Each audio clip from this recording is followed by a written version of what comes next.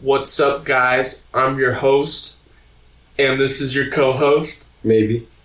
Yes. Possibly. Perchance. Today we're going to be talking about personality types. But before we do, I'd like to say some quick messages regarding last episode. First of all, I wrote that lesson for a specific individual because there's no way they could get it just through the normal way. So sometimes you have to do that, but, after reading a lot, I'm going to make a change in my behavior.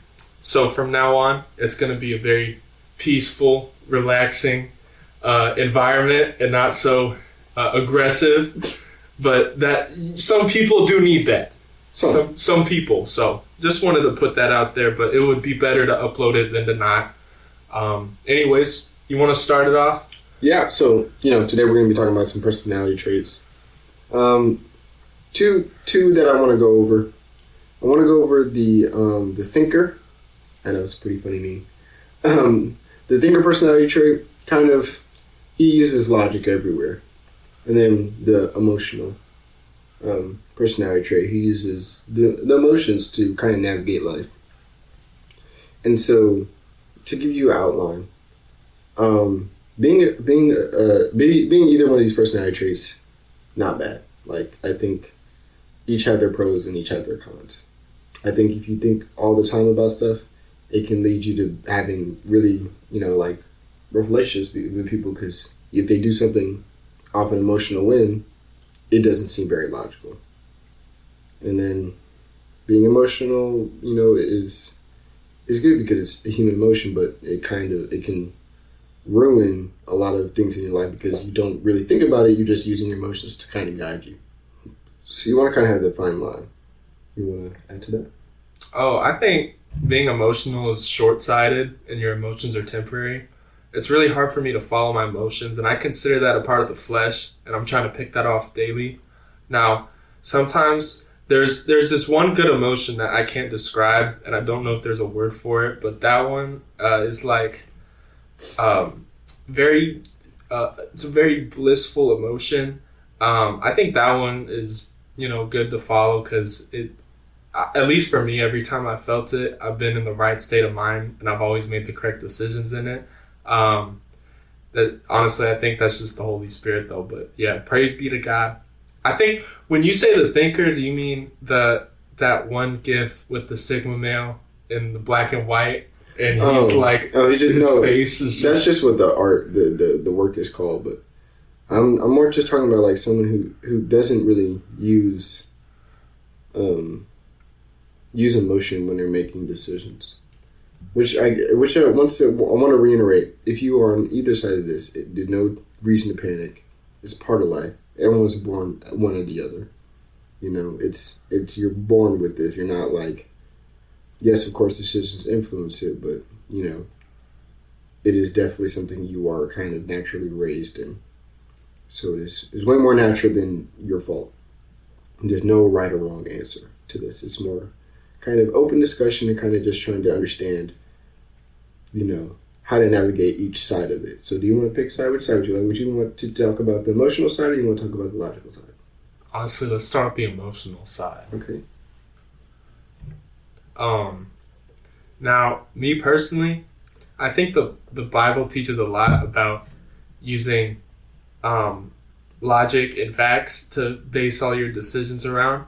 And emotions are very temporary, while the truth is supposed to be eternal, forever. If you live by your emotions, you're going to be making mistakes, and you're going to misjudge a lot. Because, at least for me, I'm an overthinker, and that's an emotional side of me. That's not very logical, but it's a lot of inferring and taking from the past and putting it in the present, which is the factual side, but then just creating a whole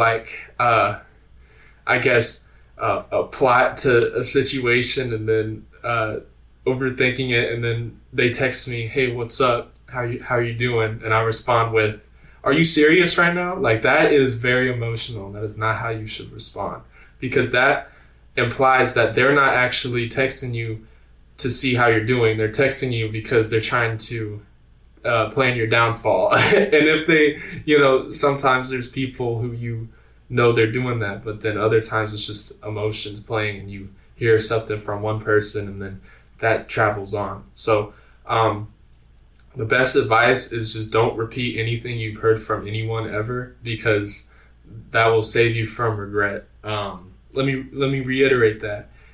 If you hear something and then you repeat it, there's a chance that something is wrong. And you could avoid that by simply not taking it as your own word and just not repeating it. I mean, I'm sure there's exceptions where you could say this person said this, but that's their take. I haven't seen first hand witness on that, but that ties into emotions, because emotions, a lot of them stem from language, and people's words have a huge influence on you. So you have to remember what you're talking about, and saving yourself from any embarrassment or loss of a friendship, a bridge per se. You don't want to burn bridges. Right. And once again, I think that, when you're talking about emotions, I want to speak to more of like human kind of like thing, because I think the Bible is so perfect in a way where it gives such perfect advice. I want to put that in perspective to where even if you're not like reading it actively, I want to, even if you knew nothing about the Bible, I want to put it in a way where you can say, okay, I can still learn, so I want to kind of take this through like a little kind of roller coaster. Think about this with me. If you're an emotional person, right? And I think that gets a bad coin for no reason.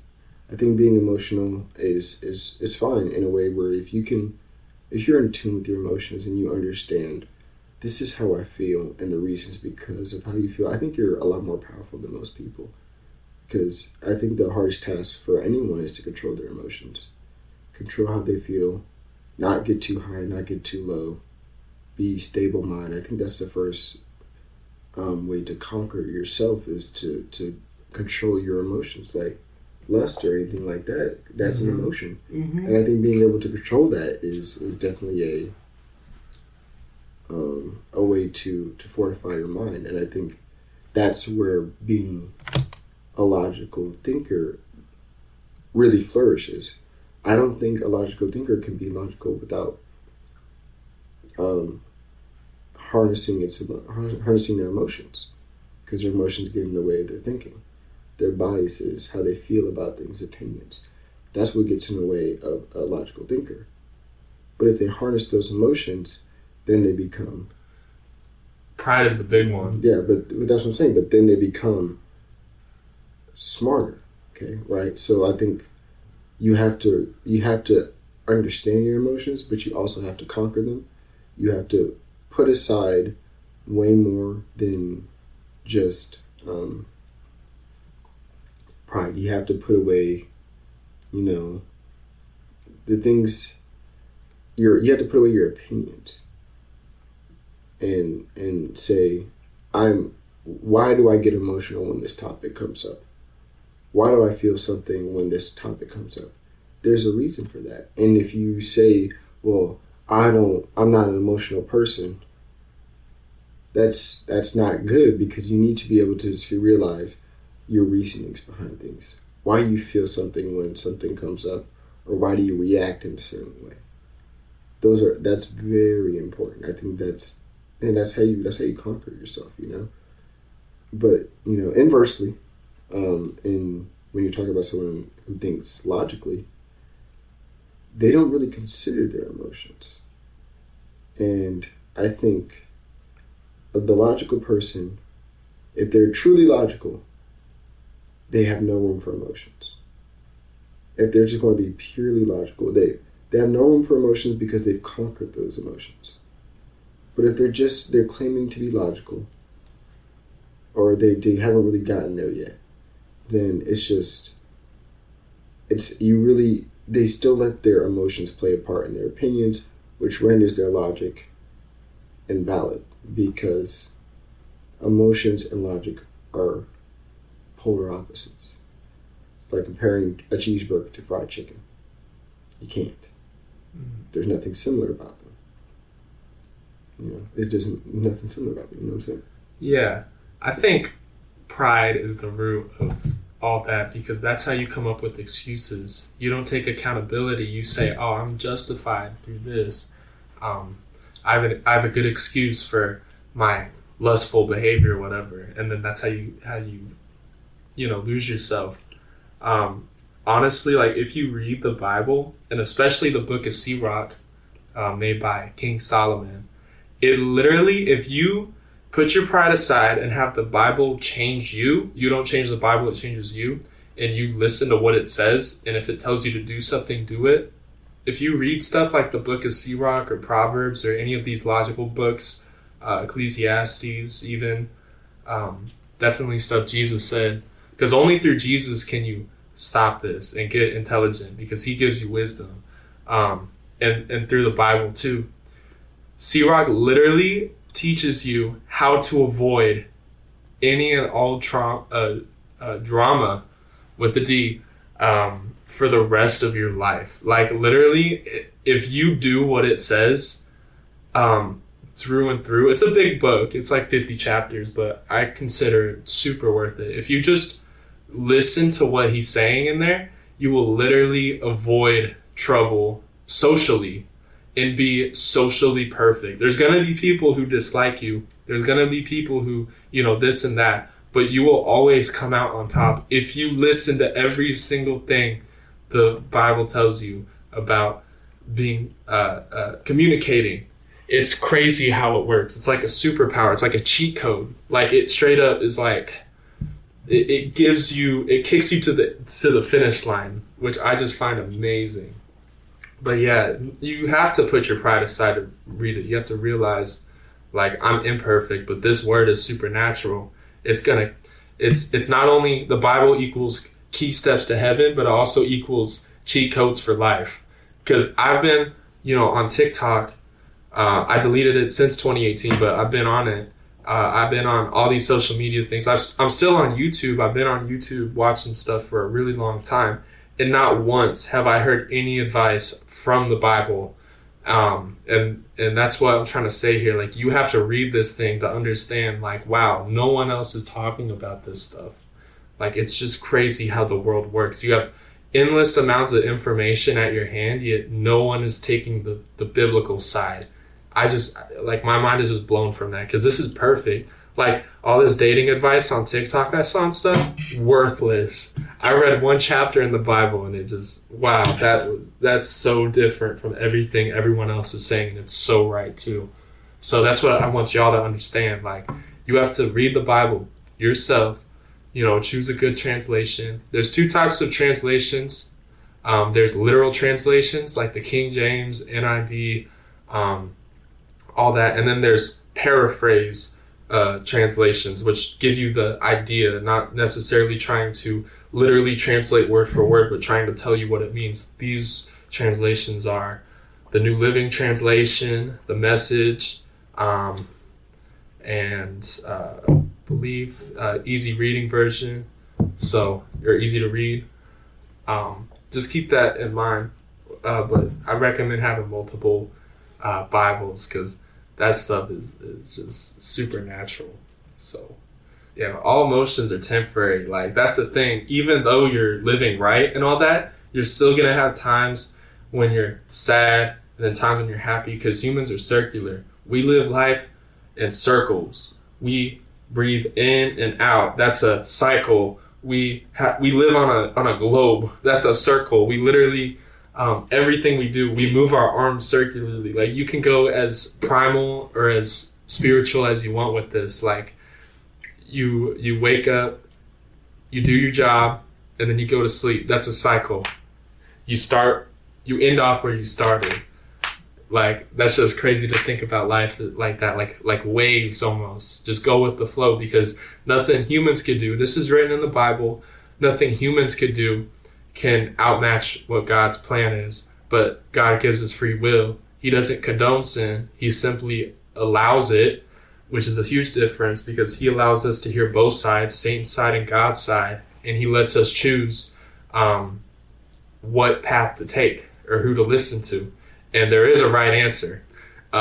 So even though you're going to be sad and, oh, God might take a while to listen to your prayers, the thing is he's very patient with us. He wants us to be strong enough to overcome our problems than just for him to solve it himself. Like he wants us to use his own rules. Like there are like supernatural stuff that I'm like, whoa, there's no way that naturally came up. Like I would ask God, I would pray to him super specific questions, and then in the span of a week, they get answered by someone else. I'm like, that is crazy how that works. Like, that's a superpower right there. And these are, like, really specific questions. Like, I read in Psalms 39, like, I was wondering, or 139, I asked God, I was like, hey, I heard,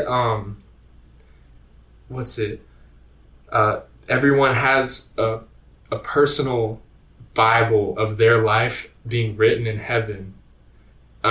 Is that true? Like super specific question like that. And then next thing you know, Psalms 139 and it says something like that. I'm like, dang, that is crazy. So that's how that works when I live righteously, because James says righteous people can pray and amazing things can happen. But if you're not living right, if you're living in pride, if you're making excuses for yourself, oh, Jesus loves me, I can still live in sin, then you're not going to be able to escape your life. Like, you're not going to be able to escape reality. And that's the problem, because with emotions comes, tough stuff. Like, that's just going to come up naturally, but with emotions, it's going to magnify your problems. So, not only does living righteously with Jesus helping you eliminate emotions that make you magnify your problems, he also just straight up removes problems and gives you that peace that the world doesn't give, which was written in like John 14. So that's pretty much the only way to get out of your emotions, and to use them correctly is a person by person thing. I can't speak for you. But for me, I already told you, there's this one specific emotion that I feel that I know, like, okay, this is my gut. Like, I know I'm doing something correct when I feel this. Again, I don't know how to explain it. I don't even know if there's a word for it. But yeah, we could move on to the thinking side if you want. I don't know what direction you want to take with that. So go ahead. So thinking. This refers a lot more to me. I think I'm more of a kind of logical kind of guy when I go to, especially like in relationships and friendships. Like, I'm a lot more like logical. I don't really like to let my emotions get in the way of like what I'm trying to accomplish. And then, but you slowly start to realize that like everything you think was previously an emotion. Everything that you think and kind of taking it into consideration when you're thinking about a decision, you're running through the possibilities, but you're saying no to some choices because of previous emotions. So I don't think you can ever really truly escape emotion, but what you can do as a logical thinker is, and this is going to get into a little bit of philosophy, is do what's best for you or do what's best for the majority. And this is what you call utilitarianism. Utilitarianism is like doing what's best for the majority of people. So I like to use this example. It's a famous example. It's there's a mob of people, and you're the policeman. You have to decide if you're gonna kill this innocent guy, or you're gonna not kill him, but this angry mob may kill even more people because they believe so strongly that the guy who's innocent committed the crime. And the utilitarianism answer is to kill the one person, save more lives, right? regardless if they're innocent or not. So, like, when you're logically thinking about a decision, this is just this random decision, you know? You're making a decision for yourself, for somebody else, or just a general decision. The way you go about it, hedonistically, utilitarianism, you know, whatever way you want to go about it, truly is an emotional kind of, it started off emotionally, you know? When you see people who are selfless, that means they do things for other people. That's an emotion. It would start off as an emotion. Now they think about, okay, now they're logically thinking like, okay, what can I do for this person? But before that, it was an emotion. Same thing for a hedonist. Someone who's you ever seen those like self-centered people who really just only care about themselves and kind of, if it's not, like, if it doesn't benefit them or it doesn't kind of, it's not simply benefiting them for what they want, then they kind of just, they don't see it as worth it anymore, right? So you see those kind of people, that's an emotion. You would often associate someone who's a hedonist with neglect of needs. So like if they're self-absorbed or only focused on their needs, you could definitely say they've had a history of neglect. And you could say someone who's a utilitarianist also could be wrong, because utilitarianists have trouble standing up for not only themselves but for other people, because of course they think in the majority, okay, one person's feelings hurt, but everyone else is spared, you know, regardless of who's right or wrong, which is, in my opinion, wrong. But that, like I said, it's my opinion. Yeah, it sounds like the law enforcement. but that's what I'm saying. Like, utilitarianists can be considered as people pleasers in a way, where they do what's right for the people, not for the person. And so you have to kind of understand that regardless of where you stand on the side, all of it is a previous of certain events, certain emotions that happen into your way of thinking. And if you want to be a logical thinker, you have to set aside that kind of emotion and past events. And you have to really sit there and kind of understand, like I said, why you think that way. You always have to question yourself. And I think that's the big thing too, is you have to be able to ask the tough questions to yourself. And not just ask them, but be able to answer them. Because you only know what happened to you. Mm-hmm. You know exactly what happened to you. I know people forget and things like that, make up truths in their mind, but you know what happened to you. You know, you can explain why you make those decisions. You just have to dig a little bit. And I think, you know, when you go digging, there's a lot of answers. They might not be the right ones. But the more you dig, the more you find out about yourself. Or you can have someone else dig at you. Mm. And I think that's the best thing. Like, a little bit of relationship advice, if I were to ever give some. I've given a lot over the years, huh? Yeah. It's always pretty good, though, right? It's worked. It's worked. I mean, like, I wouldn't say human logic is infallible. I'd say the Bible's better. Yeah, I'd say, you know, your idea is working. That's as far as I could go with that. Yeah. But if I was ever going to give advice, being able to, especially with someone who's nonchalant or who doesn't really care too deeply to get into reasons to change, especially in change. That's when you want to change, and people often get confused with, they're asking me to change. People often get confused with, why do I have to change? And if you think about it, it's because that person sees something in you, and just because they're another human being, and they're saying, hey, you know, maybe you should change that part of your life, it's not an attack on you. Instead, you should be like, maybe I do. Yeah, they really want the best for you. Right. But it's become so, nowadays, so hard to get someone to say, maybe you're right. maybe I'm making a poor decision here. Let me go ahead and trust that you have a good idea and actually put it into practice, right? It's completely different. People get angry at that, right? Which I don't understand. But it's also, you have to, if you're going to be in a relationship, you have to know who you're dealing with. I think you want to take a logistical view at it, as realistic as possible when you first start. You don't want to be the person who, especially if you're a guy, don't be the person who's sitting there, kind of being butterfly and all that stuff. Being butterfly? You know what I'm saying? But like being floaty and ditzy and all that kind of stuff. Like dizzy, like ditzy, like kind of. I don't know what you're saying. Can you go more in depth? Being too lovey-dovey. You know what I'm saying?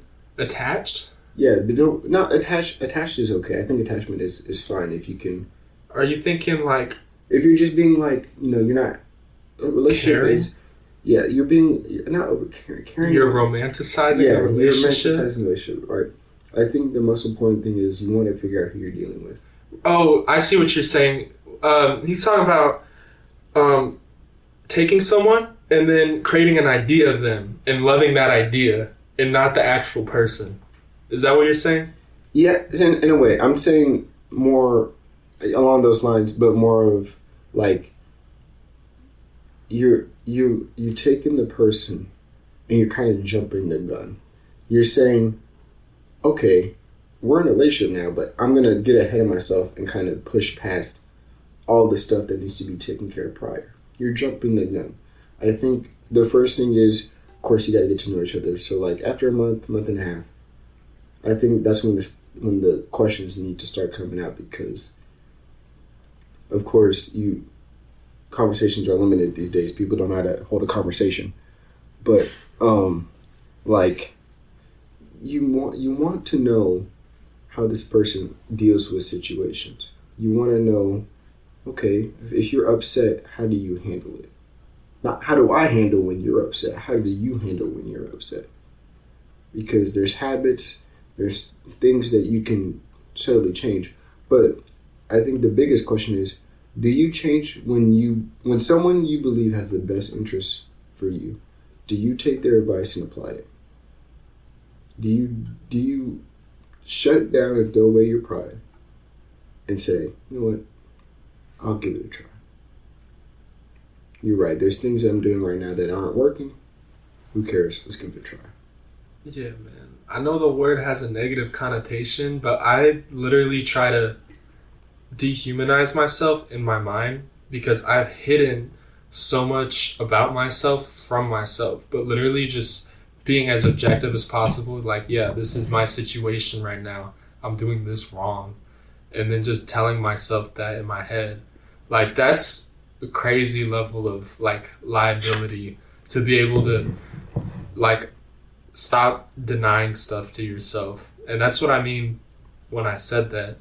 Like, because you're still a human, you still matter. And that's why you're doing this. Because, like, it's so weird how the world works, where everything's the opposite. Being yourself means, I don't know what it means. I don't know what, everyone has a different opinion on that. But finding yourself, which in turn makes you be yourself, literally comes from the opposite of what you think finding yourself is. Literally, the only way to do it is through Christ alone, finding out who Christ is, and he will find you for you. Because people say the subconscious views the conscious and then views the outside world, but the conscious can never see itself. So if you ask for a higher being's help, they will show you your self-conscious to your self-conscious. It's so crazy how it works, but that helps you be yourself. Because I used to like hide not only myself from myself, but myself from other people. Like I want to think about it. Like I would just be like, nope, I'm wrong. I'm not doing this. I'm not even going to try.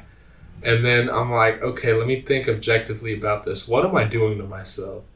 And then that comes with the thinking part though, because it's a lot of internalizing. But there's a difference between finding yourself and thinking about what you're doing. That's what I'm trying to say here. Because when you think about what you're doing, you have to put your what's it called?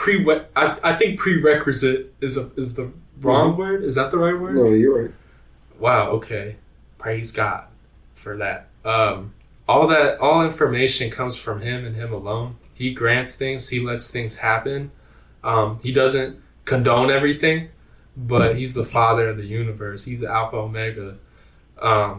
So you have to realize you can't do anything by yourself. And I'm sure a lot of people have come to that conclusion, at least who I talk to. They're like, oh, I'm such a screw up, this and that. But Christ isn't. He's perfect, and He can make you something amazing if you just follow what He does. Like, it's so crazy how it works. That's like, why you want to be like everybody else? You know, like everybody else is doing it wrong. What if you do your own thing, and your own thing is walking in footsteps already made for you that lead to a resurrection of your life and eternal salvation? Yeah, no, I mean, like you said, you have to find yourself. No, you don't have to find yourself. You have to let God do that. But like, as humans, and I kind of want to keep this in like human perspective, you know, because like I said, we can take this from a Bible context, and it could seem so easy and plain as day. But it takes a lot of time and effort. But I agree, and I'm saying for people who are just human, you know, everyone has their different struggles and battles, and of course you've heard that line millions of times, and that makes you no less special than anyone else. But, you know, as much as I want to sit here and be like, your case is unfixable, it's a special case. It's your case is never going to be. You can always find something worse, which I hate those words because it's like it makes you feel like your situation is nothing compared to someone else, which it might not be. Right, but you're human and you have emotions. So you can, as much as people will tell you, well, you could be, you know. I don't want to hear that. You don't want to hear that, right? And so you have to understand, like, you're human. You're gonna make mistakes. The worst thing to do is make the same mistake twice. Even worse is to make it a habit. Habits are hard to break. Yeah, every habit came from a choice. Well, and that's another thing. Like, we can get into choice, but we need to keep the topic on personality traits. We are. Choice is a difficult subject because I think sometimes people have a heavy influence in those choices, and you can have a start on, you know, something that is not productive in your life, and it can kind of ruin it, but it was no choice on your own. You know, it wasn't like something you wanted to do per se, but it was something that happened to you, you know. So I think choice and kind of just things that happened are completely different, and I think if it was a choice, then it's easier to break. But if it's something that happened to you, then that's a lot harder to break because you don't know where it started from. Well, you know where it started from, but you don't know, okay, well, I made the choice. I need to stop. You don't know where to put the blame at because it didn't start with you. You know, so I think there's always special cases to things. And I think at the end of the day, it's always going to come back to you. Because you still continue to make the choice. Just sometimes one, it's not your fault, the other it is. You know, so you have to be able to kind of trace back to where it started and kind of, like I said, cut the root where it's at. You know, instead of looking at the surface of the problem, look at the roots. Where does it come from? You know, I hate when people are they're like, oh, I'm so concerned about what you're doing and this and that. And I'm like, do you know the root why you make your problem? Why you, when you have a problem, do you say, dang, okay, well, why am I doing this, right? You say, well, why am I doing this, right? You don't go deeper than the surface. If you were to go deeper, you wouldn't have as many problems as you do. So instead of sitting here and telling me about, oh, you're making this mistake and this mistake, try to attack the root. Ask, why are you making this mistake? And if you've done a good job being a friendship, being a friend, a parent in a relationship, they'll tell you. Because the root of the problem will always reveal itself. Eventually. Yeah. Eventually, someone's going to have to pull the root out. Whether it's you, whether it's someone else. But I do believe, like, having those valuable relationships, introvert, extrovert, thinker, emotional person, having those relationships are key because sometimes you can't pull yourself. Sometimes you can't pull the roots out.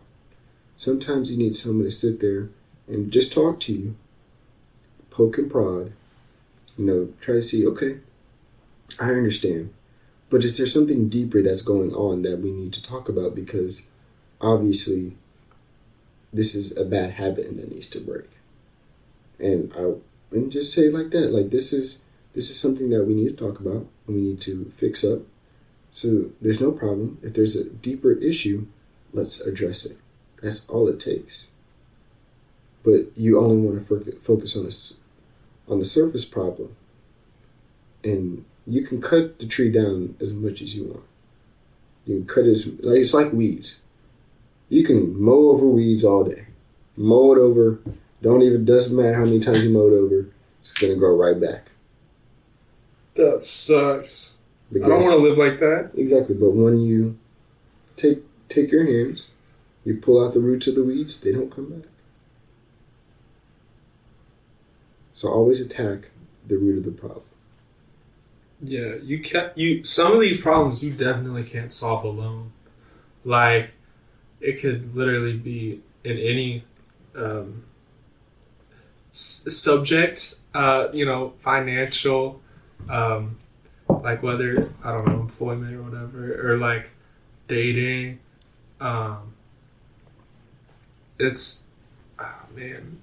We're social beings, so it's like, it's some problems you can fix by yourself, but others really need like a second physical person to just like really help you out. Like, if someone got, an addiction to vapes, which have negative health consequences on you, then, they may not be able to fix that addiction by themselves. They may be like, hey man, I need you to tell me to put down that pen every time I pick it up because it's just natural for me. Same with something like cussing. Some people just have it in their DNA. They just like say bad words. Like, it's just a part of their vocabulary, and they need to get out of that. So if they know it's a problem, only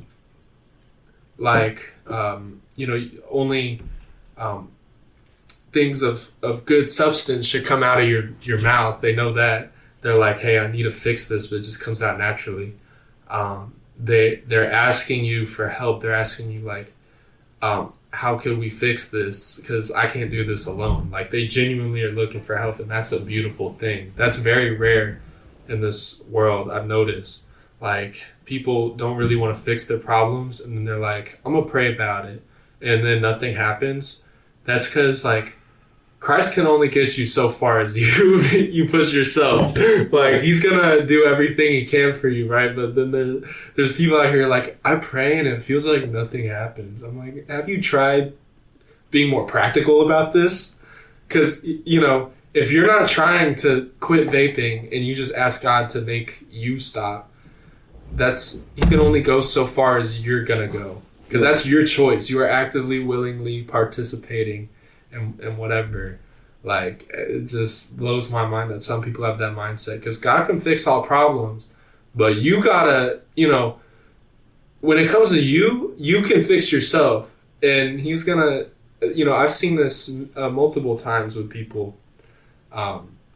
where they're like, I prayed to have these feelings go away and they just didn't. And you know, there's always nuances and stuff, but I'm like, have you tried living differently? Like, just, if you can't fix that, at least like show that you're willing to fix yourself, and not just that area, but other areas. Because maybe, like what you're saying with the root of the problem, sometimes they intertwine with each other. Sometimes these roots, like, you may not realize it, but maybe, you know, your cussing problem ties into anger issues. Yeah, and you don't even realize it. So, like, you know, you could pray these feelings away, but they're all based off of a whole other issue, and you got to fix that first. And just remember, like, God is patient. Like, he's trying to get you to be strong enough to fix your problems on your own. So next time they come up, you know what to do. That's what he's trying to do. But a lot of people are weak. A lot of people can't do that by themselves. But yeah, like I said, like, we want to take this as much as into human terms, and everyone starts off weak. Like it says, like, all men are equal at birth. You know, at birth, men or women, because I guess that's men in the Hebrew term means humans. Mankind. Mankind. You know, everyone is equal at birth,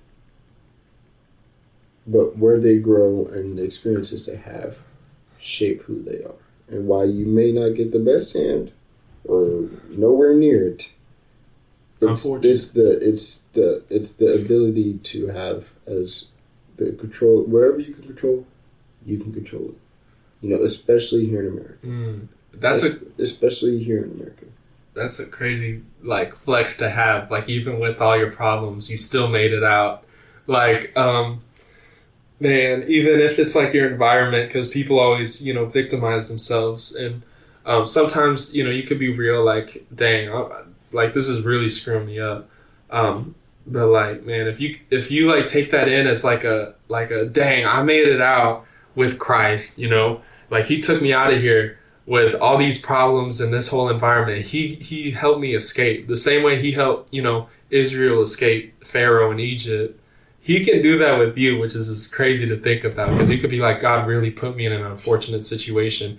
Yeah, well, guess what? When Jesus was born, all the babies under 2 were being killed in his area just because he was born. So he could have took that situation and victimized himself for the rest of his life. Oh, I don't think I can make it out. I was being hunted when I was a baby. You know, and you could read his life story, obviously, and all these other problems he had. And he didn't make himself a victim. That made him stronger. Like, he took those life experiences and got out. Like, which is just a crazy way to look at your life. Like, I got a bad hand drawn. Look, God put me in this situation, and it's like he's punishing me. No. Don't look at it like that. Look at it like he's trying to make you a superhero. Like, this is your origin story. Like, this is that's a crazy way to look at it. Like, and I just think that's a way more healthier mindset to have than just God sucks, he put me here. Like, no, he can get you out as easily as he puts you in. Like, and he's just using that to help you get right with him, because everyone's different, right? We don't understand people. We can, but, you know, to the furthest extent, I think it's very difficult. So some people need some stuff to get them right with God, to make them acknowledge him. And sometimes people just need that to show them, like, hey, this is a screwed up situation. I'm living in a godless society.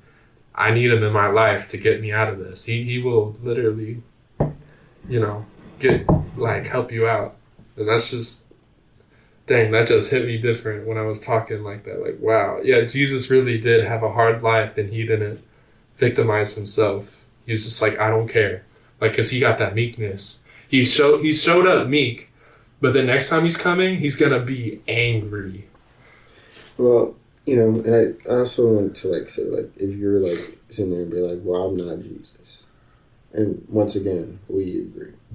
I think it is hard pressed for people to kind of absorb the word of God, because it's kind of like they're talking about all the good things that Jesus has done. And I think a lot of people feel like, well, yes, they know that they shouldn't ever really be able to live up to what Jesus has done. But I think it's the ease that they put into how Jesus overcame it. How easy it was for him to say, nah, not going to affect me. And that's not the same case for humans, I believe. I think it's... Well, he is human. Well, he's also the Son of God. We're sons of God. I mean, it's Jesus Christ. You know what I'm saying? So, like, it's... You have to understand that is Jesus Christ. But the principles are the same. The principles remain the same. The saying that, hey, I know what I am. And it'll take a lot more effort than it did for Jesus. You're going to have to go, if you're in one of the worst situations possible, it's going to take a lot of effort. A lot of effort to sit there and be like, you know what? This does not define me. Yeah. And we're not Jesus. But we have forms of direct communication to God through prayer. You know, so you have the tools to do it. Because people make it seem like it was just effortless. And I'm sure it took strenuous amounts of effort to say, you know what? No. I'm going to put my foot down and let it go. But he's God's son. You know? So you have to sit there. And like I said, as a human, you have to realize you may not be Jesus, but you also have the ability and the choice. Once again, I use choice very scarcely because I do believe some choices are just hard to make, or just they're too easily influenced. Choice is too much of a broad word. You know, people always like to throw out, "You had a choice." It's like, of course, everyone has a choice. You have a choice to breathe. You have a choice to do a lot of things. But the brain doesn't always think when making choices. The brain doesn't always sit there and process when making choices. Sometimes emotions get the best of somebody. We're all human. Yeah, we're gonna slip up. We're gonna slip up. We're gonna have fits. We're gonna have, rage. We're gonna have anguish. You're gonna get a lot of emotions. And that's just how it is.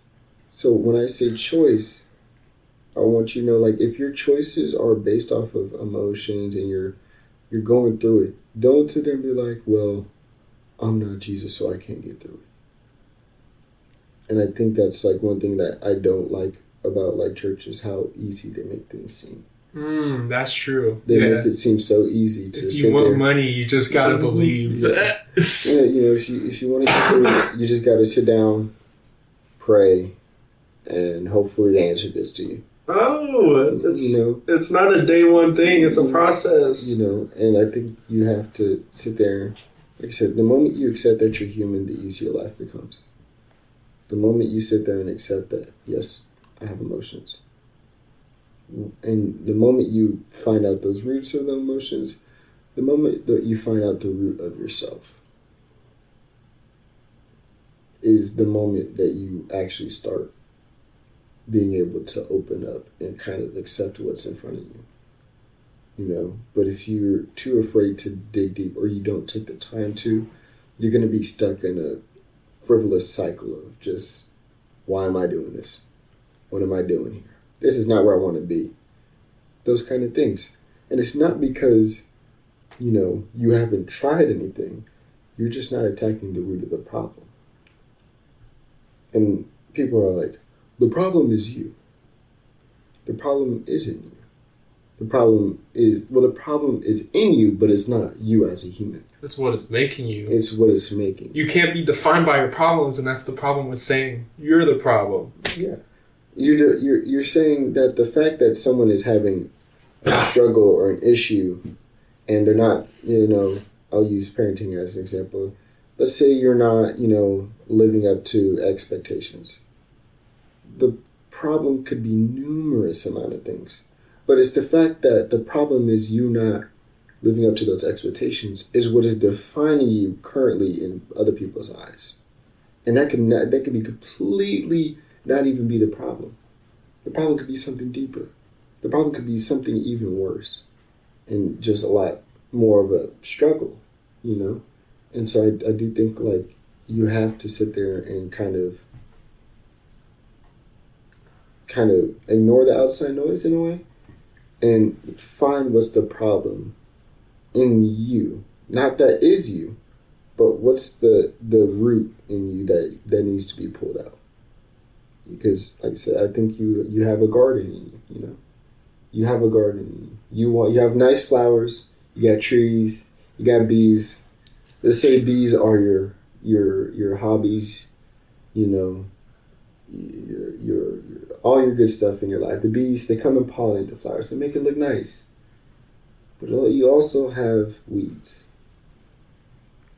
And weeds like to take up space, create problems. Weeds that need to be picked out. Make sure things are clean. I see it as a Dark Souls game. Dark Souls. I think of problems like a boss fight, and you gotta beat that boss. It's gonna be hard to change that boss, so you gotta change yourself for that boss. You gotta be like, all right, if I dodge now, this is what's gonna happen. Like that. I don't know if y'all ever played Dark Souls before, but you gotta observe the boss and figure out its weaknesses, and then, like, you know, act accordingly to them. Yeah, like I said, your bees are going to be your beautiful things in life, and you got your weeds that want to creep up. But kind of, you ever walk through someone's lawn, and you're like, it's kind of overgrown and unkept. Think about that as your self. You don't want to be the, I guess you can. You don't want to be the person where people are walking around, they're like, this person looks kind of unkempt and but I like that tree house. Has a lot of issues, you know? You want to be the person who's well kept and not an illusion. Being well kept, you can't be the person who cuts their weeds halfway. You can't be the person who's like, oh, I'll just cut it halfway, trim it down. I don't need to take any of the weeds out. Yeah, but that tree house looks really nice, though. Yeah. You know, so you can't be that kind of person. You have to be the person who's willing to do all the grimy, dirty work, pull out all the weeds, keep your garden inside you nice. So when you present your garden to someone, they don't walk in, they're like, this is pretty unkept. You know, they walk in and they're like, wow, this is somewhere where I could spend time at. But what would you say to someone who says, yeah, this is all uncut, but that treehouse is really nice. You should spend time up there instead. I don't know where that would go into my metaphor. So it's going in because it's like you got this really nice, sort of like a double life. It looks really good, but then there's just all that problem at the bottom. But you want me to stay in this you know, treehouse that isn't, I want to say make-believe, but that's not the word I'm looking for. I'm thinking of, like, you set up your life to basically for this treehouse, but then you got all these other problems and you're not willing to fix them, but you want people to look at your treehouse. It's like, wait a minute, what's all this? Oh, don't worry about that. Just cover it up. Look at that. And that's called living a double life, in my opinion, because it's like, I've seen it where people are like, all like, whatever, righteous on the outside, and then you go in their house, and then it's like,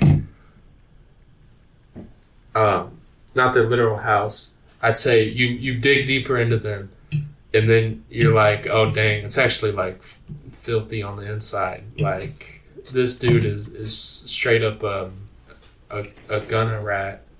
Like, he got all these problems, but everyone else thinks he's so amazing because he got that tree house. Yeah, like I said, that was basically my metaphor with, like, the weeds. It's like you can cut your weeds halfway. I love what you're saying. I don't know how that ties into my metaphor. Like, what is this dude talking about? Yeah, you're gonna put an airport in next? Yeah, like, no, I put a treehouse in there. I'm like, yeah, but like, that's what I was saying. You know, you're right, and I was saying, but I was saying, dang, man, you good? Yeah. No, I had the flu for 2 weeks. Yeah, so it's like same thing with the weeds though. Like I said, they're always gonna grow back. They're always gonna, kind of come at you in a way where if they are seen, then your whole kind of beautiful garden or treehouse, whatever you want to call it, kind of falls apart. It's not as good as it once looked. But I feel like the habit that people fall in is like they'll do just enough to make it look nice, but they actually won't fix anything. You gotta be on top of it. It's like cleaning your room. You ever seen those people who just toss everything in their closet, toss everything under the bed? They do just enough. Or they spill. That's the thing, but they do just enough to make it look nice on the outside. But under their bed, there's a whole bunch of crap. And in their closet, there's a whole bunch of crap. And it's just like, you did all that effort to show nothing, right? Nothing of real accomplishment, right? And you just kick the can down the road. But like I said, but that's what you get for not plucking your roots out. That's what you get for not saying, okay, I've got this problem, this buildup under my bed. How do I go clean it out? Instead of just, covering it with my covers or something, Instead of just saying, well, as long as no one else sees, it's okay. How do I say, I'm going to lift the covers. I'm going to clean out what's under my bed. Dang. Yeah, man. And then some people got monsters under their bed. That's a whole other thing. Well, monsters can be defeated, but I feel like if you got one monster versus a whole mess, I don't know. I remember reading that book with the monster under this guy's bed, and then they go into the closet or the attic or something. And then I remember in that same book, there's a story about an alligator in the fridge. And then I remember in that same book, there's a third story, but I forgot the third story. Do you know what I'm talking about? That book was like in the Scholastic libraries. I thought I used to have it, but I don't know where it went. Yeah, on another note, instead of alligators and monsters. Alligators in the fridge. Yeah, I don't know what's going on at this point. But I give it. But yeah. It's over. I think... Ding, ding, ding. I think that was a pretty good discussion. Went about 59 minutes. About an hour. I mean, I consider that a full episode. No, that's a pretty full episode, I'd say. Yeah. This was supposed to be a mini episode. But it was very fruitful. Like, you really, see what I did with that garden thing? Like, you really produced that. Mm-hmm. If anyone knows what book I'm talking about, let me know, because I really want to know, too. Yeah, I don't know what book that is. I want to read that. I forgot completely about that until you're talking about cleaning your bed. Yeah. So, I said, find out what's under your bed. Clean it out. Find out what your weeds are. Pull them out. Any music recommendations for you? Anything you want to recommend to people? Oh, dude. I've been in this guy, but I had to, edit out some of his music. Because he's Christian, but he got, views on stuff that aren't really biblical, so I have to edit out a lot of his lyrics. It doesn't make a detriment to the song. I make them seamless cuts, but I'll recommend him. This guy's name is Lil Capo. He's 14 years old. But he has that personality type of an artist that I don't know, a lot of people gravitate towards, where it's he's so silent. He doesn't give away any information. All we know of what he looks like is his visualizer and his profile picture. But besides that, we know nothing about him. But he makes a lot of music. He's super consistent. I think he dropped 2 albums in a month, which is just crazy. He is on top of it, and it's all gospel music. But yeah, you could listen to him. He's pretty cool. That's all I could say about that. I don't know about you. What do you want to recommend? So I got some nice little things, I want to recommend some new songs that I've been looking at. The Half of It by Tristan Palmer. I listen to a lot of music that's just kind of introspective. So this kind of fits the episode thing of just, kind of looking at yourself and kind of looking at what you have. There's some really good lyrics to it, So I definitely would say, definitely give it a shot. He's a small artist. I do love small artists because I think they have the best messages. They have the most pure messages because they're not vying for a spot just in the industry. They're just vying to make the music that they enjoy using. A little bit of the lyrics. I don't know if you want to put some of the song in there, but he says it's easy when you're stuck in traffic to forget that you're made of magic. So like when you're in the thick of it in life, you know, you're kind of just going along with things. Don't forget that you have the ability to not be so stuck in life. Yeah. You live life. Don't quit your spirit. You go through life without actually living it. And living it isn't, oh, you know, people say, well, money doesn't buy happiness. That's wrong, I guess. You know, Jesus gets you happiness. Christ gets you happiness. And he builds you up too. If you're broken, he fixes you. The relationships that you have with people bring you happiness. I guarantee you, you find the right people to be around, you won't have to worry about anything. You won't have to worry about anything. Need a place to stay? They got you. Need some food? They got you. Yeah. That's what a real friend is.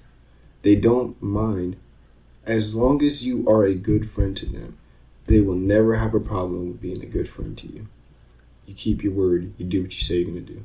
That is what a good friend is. Not because they owe you anything, but because you're doing the things that they want, because everyone wants a friendship. So, all this to be said, you know, Tristan Palmer, the half of it, you know, combo number 27 by Mach. You guys know I already like a Mach. Coffee for Dinner, Orion Sun. Just a lot of songs where I would sit there and be like,